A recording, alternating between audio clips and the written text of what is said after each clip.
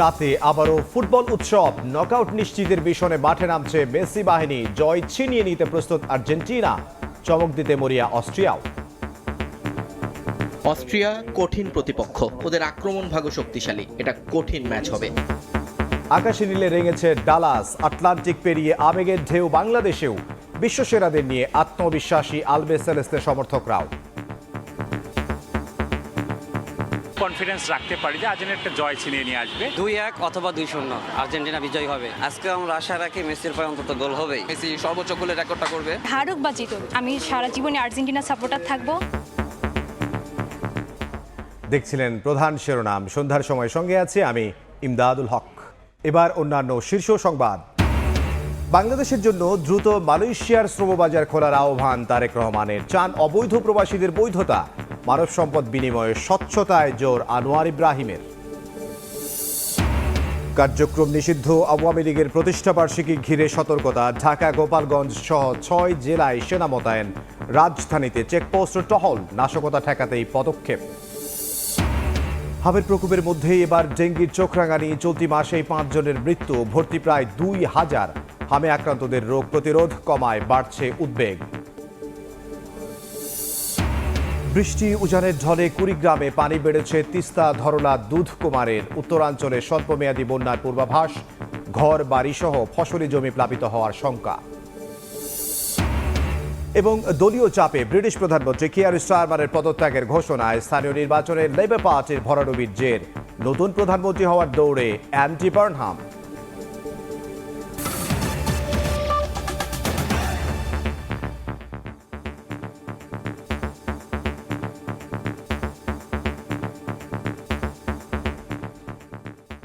শুরুতেই ফিফা বিশ্বকাপের খবর।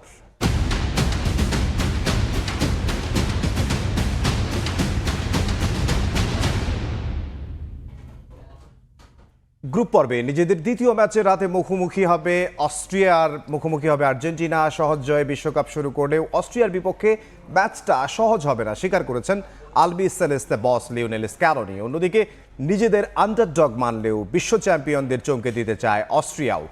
এ ম্যাচে আরেক গোল করলেই বিশ্বকাপ ইতিহাসে সর্বোচ্চ গোলদাতা হবেন লিওনেল মেসি। ম্যাচ শুরু বাংলাদেশ সময় রাত 11টায়। ডালাস থেকে সে খবর জানাচ্ছেন সাজিদ মুস্তাহিদ। আলজেরিয়ার বিপক্ষে মেসি নেমেছিলেন নিজের 200তম আন্তর্জাতিক ম্যাচে। মাইলফলক স্পর্শের বিশেষ ক্ষণ মেসি রাঙান হ্যাট্রিক করে। ভেন্যু বদলে এবার আর্জেন্টিনা অপেক্ষায় ডালাসে মাঠে নামার। এখানেও ফোকাসের সবটুকুই মেসিকে ঘিরে। কানসাসে 3 গোল করে বিশ্বকাপের সর্বোচ্চ গোলদাতা মিরোস্লাভ ক্লোজার পাশে বসেছেন মেসি। এবার সিংহাসন একার করে নেয়ার সুযোগ মেসির সামনে। তবে অস্ট্রিয়াকে হালকাভাবে নেয়ার কোনো সুযোগ নেই আর্জেন্টিনা কোচ লিওনেল স্কালোনির দলের। প্রথম ম্যাচে জর্ডানকে 3-1 ব্যবধানে হারিয়ে রাল্ফ র্যাগনিক শিষ্যরাও জানান দিয়ে রেখেছে নিজেদের শক্তির। মাঝমাঠে সাবিৎজার এবং কনরাড লাইমারের আক্রমণাত্মক প্রেসিং ফুটবল আলবি সেলেস্তে রক্ষণ ভাগের জন্য বড় পরীক্ষা হতে পারে। অস্ট্রিয়ার কাউন্টার অ্যাটাক রুখতে ডিফেন্সে ক্রিস্টিয়ান রোমেরো এবং নিকোলাস ওতামেন্দিকে দিতে হবে বাড়তি মনোযোগ। ম্যাচটা যে সহজ হবে না তা মেনে নিয়েছেন আর্জেন্টিনা বস। সতর্ক হয়ে মাঠে নামবে বিশ্ব চ্যাম্পিয়নরা। অস্ট্রিয়া কঠিন প্রতিপক্ষ, ওদের খুব ভালো কিছু খেলোয়াড় আছে, ওরা চাপ সৃষ্টি করে, ওদের আক্রমণ ভাগ শক্তিশালী। অস্ট্রিয়া বাছাই পর্ব ভালোভাবে পার করেছে এবং এমন একটা প্রতিপক্ষ যাদের কথা মাথায় রাখতেই হবে। এটা কঠিন ম্যাচ হবে। অন্যদিকে 28 বছর পর বিশ্বকাপ খেলতে এসেছে অস্ট্রিয়া। প্রথম ম্যাচে জর্ডানকে হারিয়ে তারাও নিজেদের শক্তির কথা জানান দিয়েছে। প্রতিপক্ষ সেরা ফর্মে থাকলেও তাদের ভয় পাচ্ছে না অস্ট্রিয়া। নিজের দল নিয়ে আত্মবিশ্বাসী কোচ রাল্ফ র্যাগনিক। প্রতিযোগিতামূলক ফুটবলে এর আগে কখনোই মুখোমুখি হয়নি আর্জেন্টিনা ও অস্ট্রিয়া। অতীত পরিসংখ্যানে প্রীতি ম্যাচের স্মৃতি থাকলেও বিশ্বমঞ্চে এটাই দু দলের প্রথম লড়াই। আলজেরিয়ার বিপক্ষে সহজ জয় দিয়ে বিশ্বকাপ শুরু করলেও অস্ট্রিয়ার বিপক্ষে ম্যাচটা যে কঠিন হতে যাচ্ছে তা অকপটেই স্বীকার করে নিয়েছেন আলবি সেলেস্তে বস লিওনেল স্কালোনি। ইউরোপের দল বলে কথা, তবে আর্জেন্টিনার সবচেয়ে বড় শক্তি তারা একটা দল হয়ে খেলে। অস্ট্রিয়ার বিপক্ষেও তারা মুখিয়ে আছে নিজেদের সেরাটা দিয়ে নকআউট পর্বে পা রাখতে। ডালাস থেকে সাজিদ মুস্তাহিদ, সময় সংবাদ, যুক্তরাষ্ট্র। আটলান্টিক পেরিয়ে আবেগের ঢেউ বাংলাদেশেও পড়েছে। আর্জেন্টিনার দ্বিতীয় ম্যাচ ঘিরে উৎসবে মেতেছেন আলবি সেলেস্তে সমর্থকরা। অস্ট্রিয়াকে কঠিন প্রতিপক্ষ মানলেও বিশ্বসেরাদের নিয়ে আত্মবিশ্বাসী তারা। এই ম্যাচেই মেসির বিশ্বকাপ ইতিহাসের সর্বোচ্চ গোলদাতা হওয়ার আশা সবার। এদিকে অস্ট্রিয়ার জয়ের আশায় ব্রাজিল ফ্যানরা।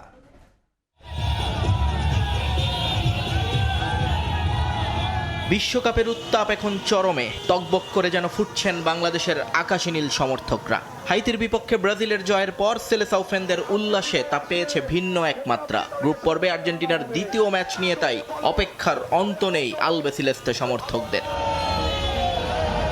অস্ট্রিয়া প্রতিপক্ষ হিসেবে আলজেরিয়ার মতো সহজ হবে না মানছেন তারা, কিন্তু তাই বলে ভীত নন কেউ। বরং বিশ্বাস টানা 2 জয়ে রাউন্ড অফ 32 সহজেই নিশ্চিত করবে ডিফেন্ডিং চ্যাম্পিয়নরা। অস্ট্রিয়াকে আমরা সহজে নিচ্ছি না, কিন্তু আপনারা দেখে থাকবেন আমাদের আর্জেন্টিনা কিন্তু সচরাচর ডোমিনেটেড একটা ওয়েতে খেলতেছে এবং আমরা এতটুকু কনফিডেন্স রাখতে পারি যে আর্জেন্টিনা একটা জয় ছিনিয়ে নিয়ে আসবে। 2-1 অথবা 2-0 আর্জেন্টিনা বিজয়ী হবে, এটা আমরা কনফিডেন্ট। হারুক বা জিতুক তাতে আমার কোনো আপত্তি নেই। আমি সারা জীবনে আর্জেন্টিনা সাপোর্টার থাকবো, আর প্রত্যাশা রাখছি আজকেও আর্জেন্টিনা জিতবে। 2-0 মিনিমাম একটা খেলা হবে, আর আজকেও মেসি গোল পাবে, এটা আমরা আশা করি। দলের জয় পরাজয় ছাপিয়ে মেসি এখন হয়ে উঠেছেন ফিফা বিশ্বকাপের পরিচায়ক। সমর্থকদের তাই আর মাত্র 1 গোলের অপেক্ষা। কিংবদন্তি ফুটবলার যে এরপর হয়ে যাবেন ইতিহাসের একক সর্বোচ্চ গোলদাতা। আজকে আমরা আশা রাখি মেসির পায়ে অন্তত গোল হবেই, আর্জেন্টিনা ম্যাচটা আশা করি বের করে আনবেই। আশা করা যায় যে মেসি সর্বোচ্চ গোলের রেকর্ডটা করবে। ম্যাচটা আর্জেন্টিনার হলেও কথার লড়াইয়ে যোগ দিয়েছেন ব্রাজিল ফ্যানরাও। অস্ট্রিয়াকে পরোক্ষভাবে সমর্থন করছেন তারা। যে কোনো মূল্যে আকাশী নীলদের হারটাই কাম্য তাদের কাছে। আজকে আমার মনে হয় না যে আর্জেন্টিনা ভালো কিছু করতে পারে। কালকে বা আগের দিন যে লাকিলি মেসি 3টা গোল দিয়ে হ্যাটট্রিক করছে, সবসময় তো আর একই দিন হয় না। পুরোটা মেসি নির্ভরই থাকে সব সময়। যেমন প্রথম ম্যাচে হ্যাটট্রিক করলো মেসি, কিন্তু আমার মনে হয় যদি মেসি না খেলতে পারে তাহলে আর্জেন্টিনা আজকে হারবে। পক্ষে বিপক্ষে মতগুলো আলাদা, কিন্তু একটা জায়গায় এক। আজ রাতটা ফুটবলের। নিয়ন মুহাইমিন, সময় সংবাদ। এবার অন্যান্য প্রসঙ্গ। বাংলাদেশের জন্য দ্রুত শ্রমবাজার উন্মুক্ত করতে মালয়েশিয়ার প্রতি আহ্বান জানিয়েছেন প্রধানমন্ত্রী তারেক রহমান। এছাড়া অবৈধ প্রবাসীদের বৈধ ও বন্দীদের দ্রুত প্রত্যাবাসনের আহ্বান জানিয়েছেন তিনি। এদিকে মানব সম্পদ বিনিময় প্রক্রিয়ায় স্বচ্ছতায় জোর দেন মালয়েশিয়ার প্রধানমন্ত্রী আনোয়ার ইব্রাহিম। দুদেশের প্রধানমন্ত্রীর বৈঠক শেষে যৌথ সংবাদ সম্মেলনে একটি সমঝোতা সই ও 2টি দলিল বিনিময় করা হয়। মিজানুর রহমানের ক্যামেরায় বিস্তারিত, আহমেদ সালেহিনের রিপোর্টে।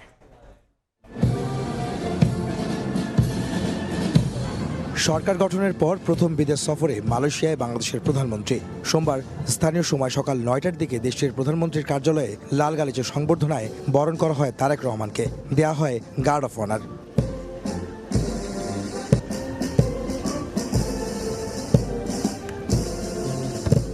পরে মালয়েশিয়ার প্রধানমন্ত্রীর কার্যালয়ে ভিজিটর বুকে স্বাক্ষর করেন বাংলাদেশের সরকার প্রধান। এরপরে দ্বিপাক্ষিক বৈঠকে মিলিত হন 2 দেশের সরকার প্রধান। এ সময় 2 দেশের বাণিজ্য, বিনিয়োগ সম্প্রসারণ, জ্বালানি সহযোগিতা, শিল্প ও কৃষি, শিক্ষা এবং যোগাযোগ সহ বিভিন্ন ক্ষেত্রে সহযোগিতার বিষয়ে আলোচনা হয়। পরে যৌথ সংবাদ সম্মেলনে আসেন 2 নেতা। শুরুতেই বৈঠকের বিষয়বস্তু তুলে ধরেন মালয়েশিয়ার প্রধানমন্ত্রী আনোয়ার ইব্রাহিম। নিজ দেশের শ্রমিক প্রয়োজনীয়তার কথা তুলে ধরে মানব সম্পদ বিনিময় প্রক্রিয়া স্বচ্ছ হওয়ার উপর জোর দেন তিনি। has been firstly critical for our economic survival, but at the same time has invited lots of scandals and concern. Yes, we need the workers.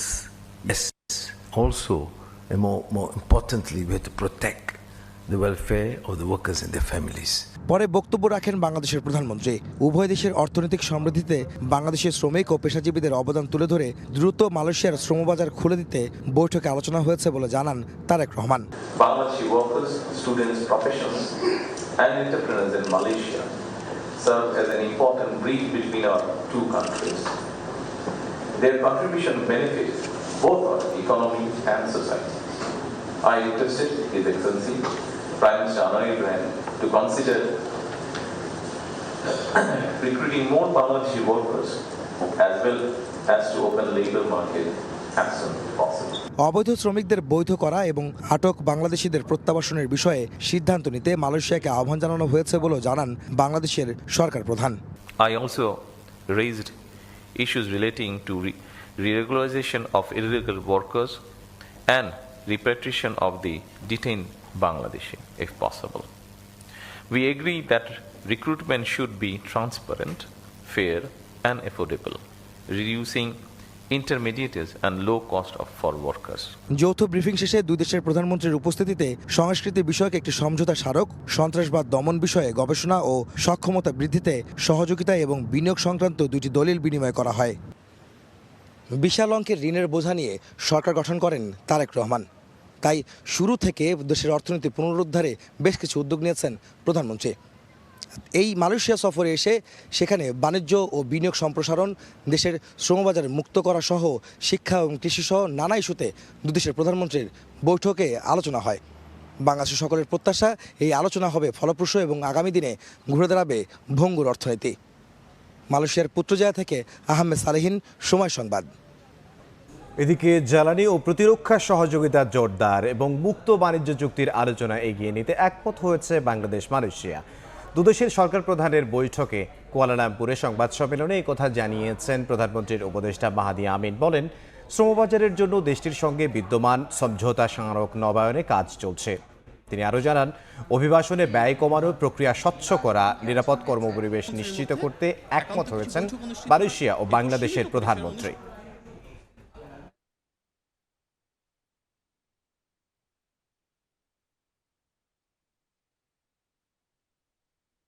MoU যেটা শ্রমবাজারের জন্য রয়েছে, এটা নতুন করে রিনিউয়াল করব, সেটির জন্য ইতিমধ্যে আমাদের কাজ চলমান রয়েছে। অনেকবার শ্রমবাজার বন্ধ হয়েছে, তবে খুব গৌরবের সাথে বলতে পারি সেটার সাথে কখনোই বিএনপি সরকারের সম্পৃক্ততা ছিল না। বিএনপি সরকার যতবার রাষ্ট্র পরিচালনা এসেছে আমরা শ্রমবাজার সম্প্রসারণ করেছি। বাজারের জন্য ফ্রি ট্রেড এগ্রিমেন্টটা যখন আমাদের সাইন হচ্ছে এবং এই প্রসিজারের ভেতরেই তো আমরা খুব ইকোনমিক লিবারালাইজেশনের দিকে যাচ্ছি, ডিরেগুলেশনের দিকে যাচ্ছি, যার মূল উদ্দেশ্য বিশ্বের বিভিন্ন দেশ থেকে বাংলাদেশে ইনভেস্টমেন্ট নিয়ে আসা। মালয়েশিয়া সেক্ষেত্রে একটা অত্যন্ত বড় লক্ষ্যের জায়গা আমাদের দিক থেকে। ইতিমধ্যে কিন্তু আমরা এখানে যখন প্রেস কনফারেন্স করছি, মাননীয় প্রধানমন্ত্রীর সাথে মালয়েশিয়ার সবচেয়ে বড় 5টি ডিফারেন্ট কোম্পানি কিন্তু বাংলাদেশে বিনিয়োগের বিষয়ে কথা বলছেন, ওনাদের শীর্ষ কর্মকর্তারা আলোচনা করছেন। আমাদের মূল উদ্দেশ্য মালয়েশিয়া থেকে বাংলাদেশে বিনিয়োগ নিয়ে যাওয়া। এদিকে মালয়েশিয়া সফর শেষে চীনের উদ্দেশ্যে রওনা দিয়েছেন প্রধানমন্ত্রী তারেক রহমান। সোমবার স্থানীয় সময় বিকেল 5টায় কুয়ালালামপুর আন্তর্জাতিক বিমানবন্দর থেকে বাংলাদেশ বিমানের বিশেষ ফ্লাইটে চীনের দালিয়ানের উদ্দেশ্যে রওনা হন প্রধানমন্ত্রী। সেখানে গ্লোবাল ইকোনমিক ফোরামের অনুষ্ঠানে যোগ দেবেন প্রধানমন্ত্রী। সাদলাইনে বিশ্বের কয়েকজন নেতার সঙ্গেও বৈঠকের সম্ভাবনা রয়েছে। এরপর বেইজিং যাবেন প্রধানমন্ত্রী তারেক রহমান। এই সফরে 2টি চুক্তি এবং 13টি সমঝোতা স্মারক সহ 17টি সম্মতিপত্র সই হওয়ার সম্ভাবনা রয়েছে বলে জানিয়েছেন পররাষ্ট্র মন্ত্রণালয়।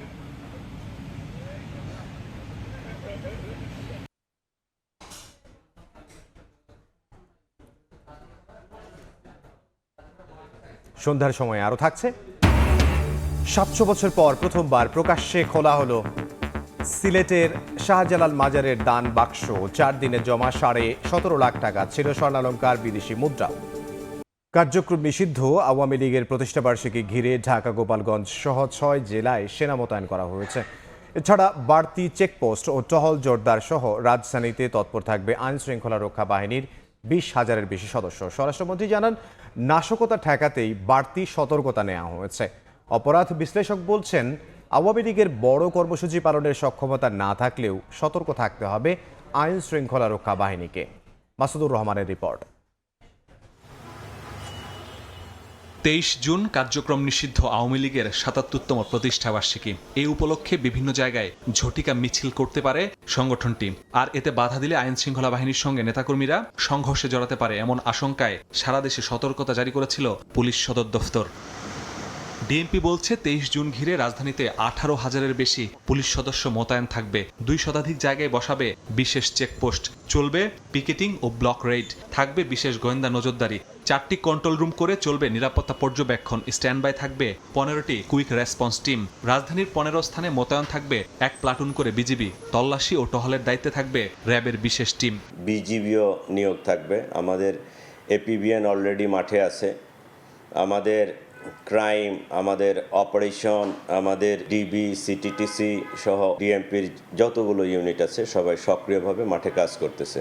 কার্যক্রম নিষিদ্ধ আওয়ামী লীগের প্রতিষ্ঠাবার্ষিকী ঘিরে ঢাকা, গোপালগঞ্জ সহ 6 জেলায় মোতায়েন করা হয়েছে সেনাবাহিনী। স্বরাষ্ট্রমন্ত্রী জানান, অপতৎপরতা ঠেকাতেই গোয়েন্দা তথ্যের ভিত্তিতে নেওয়া হয়েছে বাড়তি সতর্কতা। আজকে থেকে 30 তারিখ পর্যন্ত আমাদের সেনা সদস্যদেরকে আবার in aid to civil power Dhaka metro, Chattogram metro, Narayanganj, Gazipur metro এবং এর বাইরে 2টো জেলা তাতে আমরা ডিপ্লয় করেছি, যাতে যে কোনো রকমের অপতৎপরতা অ্যাড্রেস করা যায়। দেশের আইন শৃঙ্খলা পরিস্থিতির অবনতি হয়নি জানিয়ে স্বরাষ্ট্রমন্ত্রী বলেন, বর্তমানে আইন শৃঙ্খলা পরিস্থিতি যে কোনো সময়ের চেয়ে ভালো আছে। মাসুদুর রহমান, সময় সংবাদ, ঢাকা। আওয়ামী লীগ আমলের গুম, খুন, গণহত্যা ও দুর্নীতির দ্রুত বিচারের দাবিতে কাল রাজধানীর বিজয়নগরে সমাবেশ করবে 11 দলীয় ঐক্য। সোমবার রাজধানীর মগবাজারে 11 দলীয় ঐক্যের সংবাদ সম্মেলনে এই কথা জানান জামায়াতের সহকারী সেক্রেটারি জেনারেল হামিদুর রহমান আজাদ। বলেন, 1 জুলাই থেকে 5 আগস্ট পর্যন্ত টানা 36 দিনের কর্মসূচি গ্রহণ করা হয়েছে। 4 জুলাই সারা দেশে বিক্ষোভ সমাবেশ করবে 11 দল।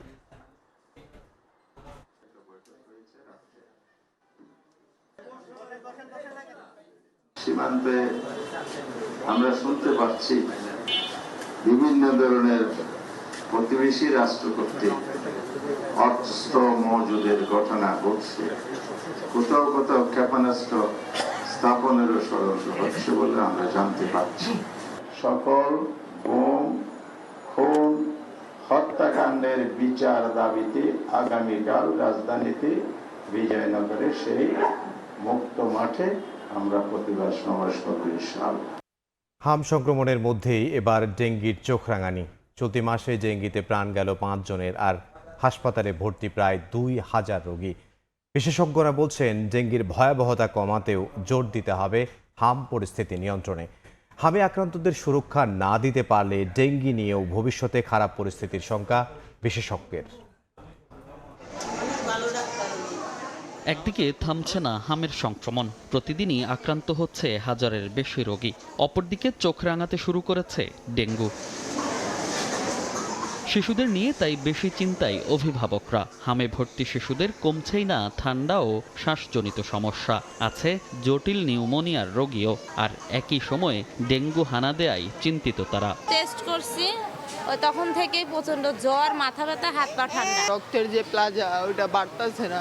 আসছিলাম এখানে নিয়ে, তখন 101 লক্ষ ছিল, এখন দিনে দিনে আজকে 19,000। চিকিৎসকরা বলছেন, হামের পর রোগ প্রতিরোধ ক্ষমতা কমে যাওয়ায় ডেঙ্গু সহ আক্রমণ করতে পারে যে কোনো রোগ। তাই হাম পরবর্তী সময়ে বাড়তি যত্নের পরামর্শ তাদের। বলেন, দূরে রাখতে হবে মশার কামড় থেকে। হামে আক্রান্ত হওয়ার পরে 4 থেকে 6 সপ্তাহ পর্যন্ত কিন্তু তার ইমিউনিটি কম থাকে। এই সময়টা আমি মনে করি আইসোলেটেড থাকা ভালো, অন্য ভিড় এড়িয়ে চলা ভালো।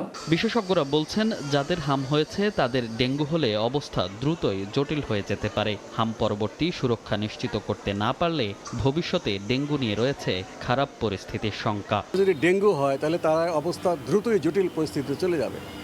কাজে যাদের হাম হয়ে গেছে তাদেরকে সুরক্ষিত রাখা উচিত। তারা যেন পুষ্টিকর খাবার পায়, তারা যেন ভিটামিন এ ক্যাপসুল পায়। হাম থেকে সুস্থ হওয়ার পর শিশুদের পুষ্টি, ভিটামিন এ ক্যাপসুল ও টিকা নিশ্চিতের ওপর জোর বিশেষজ্ঞদের। মুনির হোসেন, সময় সংবাদ, ঢাকা। সন্ধ্যার সময় আরও থাকছে, তৃণমূল কংগ্রেস থেকে পশ্চিমবঙ্গের সাবেক মুখ্যমন্ত্রী মমতাকে সরিয়ে দিলেন বিদ্রোহীরা। সাধারণ সম্পাদক অভিষেককেও বহিষ্কার, নতুন চেয়ারম্যান অরূপ রায়। স্কুল থেকে টিসি পাওয়ার পর আর ফেরেনি বাড়ি। মানিকগঞ্জে নিখোঁজের 6 দিন পর মিলেছে স্কুল ছাত্রীর খণ্ডিত মরদেহ। ধর্ষণের পর হত্যা করা হয়েছে বলে দাবি পরিবারের। এ ঘটনায় প্রধান শিক্ষক ও মেয়েটির প্রেমিক সহ 8 জনকে আটক করেছে পুলিশ। স্কুল থেকে টিসি দেওয়ার পর আর বাড়িতে ফেরা হয়নি মারিয়ার, এসেছে তবে নিথর দেহ। আপত্তিকর আচরণের অভিযোগ এনে গত 15 জুন 8ম শ্রেণীর শিক্ষার্থী মারিয়াকে ট্রান্সফার সার্টিফিকেট দেয় মানিকগঞ্জের শাহরাইল উচ্চ বিদ্যালয়ের কর্তৃপক্ষ। এরপর থেকে নিখোঁজ হয় মারিয়া। রোববার সন্ধ্যায় সিংড়াইয়ের চন্দননগর এলাকায় একটি ঝোপ থেকে উদ্ধার করা হয় মারিয়ার খণ্ডিত মরদেহ। তবে ধর্ষণের পর হত্যা করা হয়েছে বলে অভিযোগ স্বজনদের। নির্মমভাবে হত্যা করছে এবং এরপর ধর্ষণ হয়েছে। যারা এই কাজ করছে তাদের আইনের আওতায় আনুক। মায়ের মা যায় স্কুলে, যাওয়ার পর তাকে জোরপূর্বক টিসি দেওয়া হয়। টিসি দেওয়ার জন্য সে এরকম যে একটা কাজ করবে তা তো না, এখানে হয়তো অন্য কোনো তৃতীয় পক্ষ কাজ করছে সম্ভবত। পুলিশ জানায় হত্যাকাণ্ডটি পরিকল্পিত। ডিসিস্টের ফ্যামিলি যাদেরকে সাসপেক্ট করে এরকম কয়েকজনকে আমরা জিজ্ঞাসাবাদের জন্য এনেছি। বাদী এখনো মামলা দেয়নি, মামলা তারা প্রিপারেশন নিচ্ছে। জিজ্ঞাসাবাদের জন্য বিদ্যালয়ের প্রধান শিক্ষক ও তার প্রেমিক আসিফ সহ 8 জনকে আটক করা হয়েছে। তানজিনা তাসনিম, সময় সংবাদ। বৃষ্টি উজানের ঢলে তিস্তা ধরলা দুধকুমারের পানি বেড়েছে কুড়িগ্রামে। উজানে বৃষ্টি অব্যাহত থাকলে উত্তরাঞ্চলে স্বল্পমেয়াদী বন্যার পূর্বাভাস পানি উন্নয়ন বোর্ডের। তবে পানি কমেছে রংপুর নীলফামারীতে। এদিকে পানি কমে যাওয়ায় একদিন পর খুলে দেওয়া হয়েছে সিলেটের ভোলাগঞ্জের সাদা পাথর পর্যটন কেন্দ্র। নদীতে বিলীন হওয়ার শঙ্কায় দুধকুমারের তীর থেকে সরিয়ে নেওয়া হচ্ছে বাড়িঘর। উজানের ঢলে পানি বাড়ায় নদীর ভাঙনের মুখে পড়েছে কুড়িগ্রাম সদর উপজেলার বানিয়াপাড়া এলাকা। তিস্তা ধরলায় পানি বাড়লেও এখনও বিপদসীমার নিচে নদী। তবে উজানে বৃষ্টি অব্যাহত থাকলে উত্তরাঞ্চলে স্বল্পমেয়াদী বন্যার পূর্বাভাস পানি উন্নয়ন বোর্ডের। জায়গায় জায়গায় ভাঙতেছে, বাড়িঘর তলে যাওয়া লাগছে। এইবারে এই গমে স্রোতও বেশি। রংপুরের তিস্তার পানি কমলেও ভাঙন থামেনি। এতে ঝুঁকিতে পড়েছে রংপুরের মহিপুরের দ্বিতীয় তিস্তা সেতুর পশ্চিম পাশে সেতু রক্ষা বাঁধ। দুদিনে ভেঙেছে 30 মিটার অংশ। বাঁধটা তো গতবার থেকে ভাঙতেছে, প্রায় 200 মিটারের নাকান্তি ভাঙি গেছে। ভাঙি যাতে আমার তো জমি কিনার মতো কোনো সম্পদ নেই। পানি কমে যাওয়ায় খুলে দেওয়া হয়েছে সিলেটের ভোলাগঞ্জ সাদা পাথর পর্যটন কেন্দ্র। এতে স্বস্তি ফিরেছে ব্যবসায়ীদের মধ্যে। ভলান্টিয়াররা আছে যাতে পর্যটকরা দূরে কোথাও গিয়ে বিপদে না পড়ে। এখন পর্যটক আসার মতো পরিস্থিতি রয়েছে। এদিকে বৃষ্টি না থাকায় সুনামগঞ্জে সুরমা নদীর পানি কমে বিপদসীমার 63 সেন্টিমিটার নিচ দিয়ে প্রবাহিত হচ্ছে। পানি নামায় স্বাভাবিক হচ্ছে সড়ক যোগাযোগ। তানজিল হাসনাত, সময় সংবাদ। 700 বছর পর প্রথমবারের মতো প্রকাশ্যে খোলা হলো সিলেটের হযরত শাহজালাল রহমতুল্লাহ আলাইহির মাজারের দান বাক্স। 4 দিনে জমা পড়েছে 17,65,549 টাকা। দুপুর 2:30টা থেকে আনুষ্ঠানিকভাবে দান বাক্স খোলা শুরু হয়। মাজার প্রাঙ্গণে ভক্ত ও দর্শনার্থীদের মধ্যে ব্যাপক কৌতূহল দেখা দেয়। জেলা প্রশাসনের তত্ত্বাবধানে টাকা গণনা করেন মাদ্রাসার শিক্ষার্থীরা। দান বাক্স খোলার পর নগদ অর্থের পাশাপাশি বিদেশি মুদ্রা ও স্বর্ণালঙ্কারও পাওয়া যায়। দেশের বাইরের খবর জানাবো। স্থানীয় নির্বাচনে লেবার পার্টির ভরাডুবির জেরে চাপের মুখে পদত্যাগ করলেন ব্রিটিশ প্রধানমন্ত্রী কিয়ার স্টারমার। 10 নম্বর ডাউনিং স্ট্রিট থেকে এই ঘোষণা দেন তিনি। চূড়ান্ত সিদ্ধান্ত নেওয়ার আগে স্টারমার দলের শীর্ষ নেতাদের সঙ্গে এই বিষয়ে আলোচনা করেন। 11 মাসের স্থানীয় নির্বাচনে দলের বড় পরাজয়ের পর থেকে স্টারমারের দলের প্রায় 1/4 আইন প্রণেতা তার পদত্যাগ দাবি করে আসছিলেন। প্রতিরক্ষা ও স্বাস্থ্যমন্ত্রীর মতো শীর্ষস্থানীয় সহকর্মীরাও তাঁর নেতৃত্বের উপর ক্ষোভ প্রকাশ করে পদত্যাগ করেন। পরবর্তী প্রধানমন্ত্রী হওয়ার দৌড়ে এগিয়ে আছেন লেবার পার্টির নেতা অ্যান্ডি বার্নহাম। ভারতের পশ্চিমবঙ্গে তৃণমূল কংগ্রেসের চেয়ারম্যান পদ থেকে মমতা বন্দ্যোপাধ্যায়কে সরিয়ে দিয়েছে বিদ্রোহী শিবির। দলের সাধারণ সম্পাদক অভিষেক বন্দ্যোপাধ্যায়কেও সরানো হয়েছে। নতুন চেয়ারম্যান নির্বাচিত করা হয়েছে অরূপ রায়কে। সোমবার নিউ টাউনের একটি হোটেলে বৈঠক করে তৃণমূলের বিদ্রোহী শিবির। সেখানে উপস্থিত ছিলেন 7 জন বিধায়ক। সেই বৈঠকেই নতুন কমিটি তৈরির কথা জানানো হয়। বিধানসভা নির্বাচনে ভরাডুবির পরেই দলের ভেতর বিদ্রোহ শুরু হয়। কোণঠাসা হয়ে পড়েন মমতা নিজেই। বিধানসভার পাশাপাশি লোকসভাতেও তৃণমূলের সাংসদরা বিদ্রোহ ঘোষণা করেন।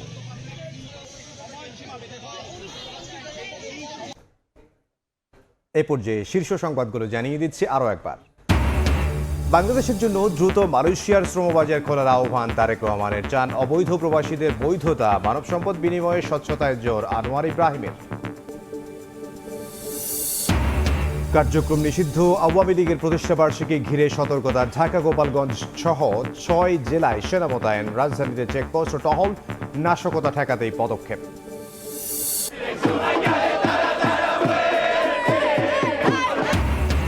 ডালাসে আকাশে নীল উৎসব। নকআউট নিশ্চিতের মিশনে নামছে মেসি বাহিনী। আর্জেন্টিনাকে চমকে দিতে মরিয়া অস্ট্রিয়াও। আটলান্টিক পেরিয়ে আবেগের ঢেউ বাংলাদেশেও। এই ছিল সন্ধ্যার সময়ে বিশ্বকাপ ফুটবলের মহাযজ্ঞ। সরাসরি সম্প্রচার করছে সবাই টেলিভিশন। দেখতে চোখ রাখুন সময়ের পর্দায়। এরপর জনপদের সময় নিয়ে থাকবেন সহকর্মী জাফর সাদিক। ধন্যবাদ ইমদাদ।